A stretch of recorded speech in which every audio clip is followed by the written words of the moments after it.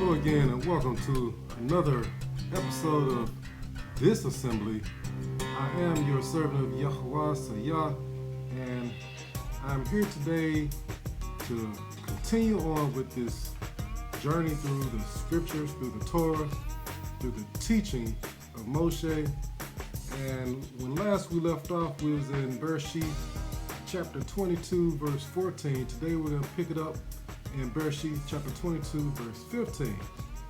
I'd like to thank the Father for bringing us here together, for Him being the only El in heaven under whom we should serve, praise, and give all our love.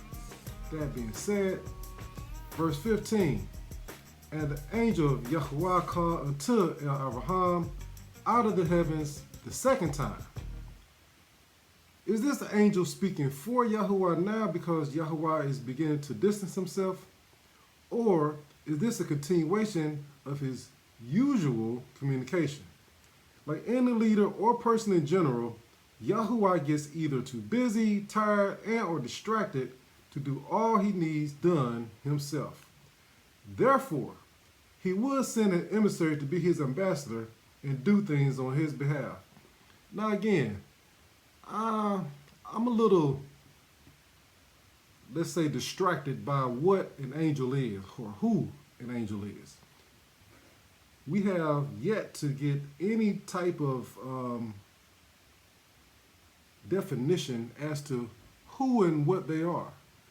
The only thing that we can discern is that they speak for YAHUAH.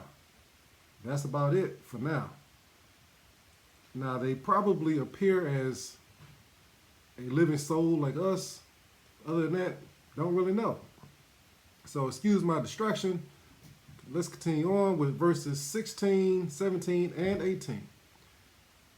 And said, by myself have I sworn, says YAHUAH, for because you have done this thing, and have not withheld your son, your Yahid, that in blessing I will bless you, and in multiplying I will multiply your seed as the stars of the heavens, and as the sand which is upon the seashore, and your seed shall possess the gate of his enemies. And in your seed shall all the nations of the earth be blessed, because you have obeyed my voice. YAHUAH is a huge supporter of obedience. Obedience to him has a special place in his heart, and seems to make him so happy that he has to express himself with love. In verse 16, he emphasizes the depth of Abraham's obedience. He goes on to love him, to bless him as he had previously stated. He keeps going and blesses him farther and says that Abraham's seed shall possess the gate of his enemies. A gate is essentially the door of a fence, wall, or other structure that surrounds a protected area. So, is that to say that his seed will be able to enter the protected area, the important area, the safe space of their enemies whenever they want? And he concludes even with more. He concludes with even more by saying that his obedience was so enormous that other people will be blessed through his seed. He did not say how that would happen, but it will happen because he said so. And he has a way of making the things that he say come to pass. Verse 19, so Avraham returned unto his young men, and they rose up and went together to Bere'Shiyth, and Avraham dwelt at Bere'Shiyth. Verses 20 through 24. And it came to pass after these things that it was told Avraham, saying, behold, Milcah, she has also borne children unto your brother Nachor, Huz his firstborn, and Buz his brother, and Kamuel the father of Aram, and Kesed, and Chazo, and Pildash, and Yidlaf, and Bethuel. And Bethuel begot Rivkah. These 8 Milcah did bear to Nachor, Abraham's brother. And his concubine, whose name was Reumah, she bore also Tevah, and Gaham, and Eth Thahash, and Eth Ma'akah. These are the generations of Nachor, brother of Avraham. YAHUAH was thrilled at Abraham's obedience, so thrilled that he mentioned the children of his brother. Will that be significant later? Gotta ask yourself that. Now, I gotta go back for a second to verse 16 and define what a Yaqid is. The Yaqid means beloved son. Now, the definition here, which I'm reading right here, let me see if you can see that. There it is. Still a little blurry, but I tried. Properly united, i.e. soul, by implication, beloved, also lonely. Feminine, the life as not to be replaced. So a Yaqid, not only does it have a masculine definition, but it also has a feminine definition. Now that's the end of chapter 22, going over to 23, verse 1. And Sarah was 107 and 20 years old. These were the years of the life of Sarah. There goes the neighborhood. Sarah was 107 and 20 days old. This means that Yitzchak was around 17 years of age. Now, it does not give her age until this point.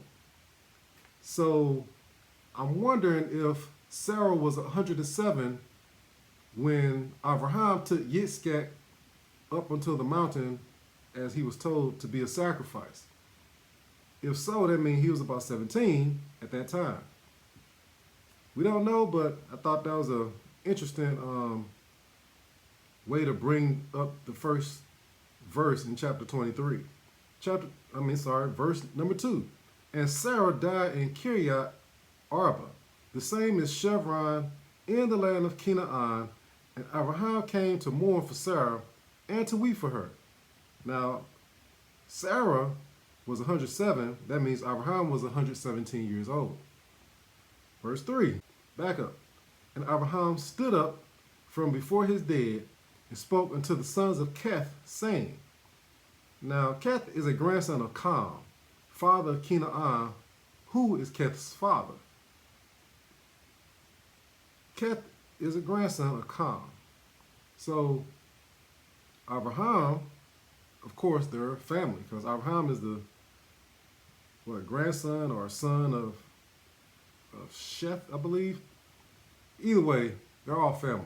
Just to keep that in perspective, that's all I want to illustrate.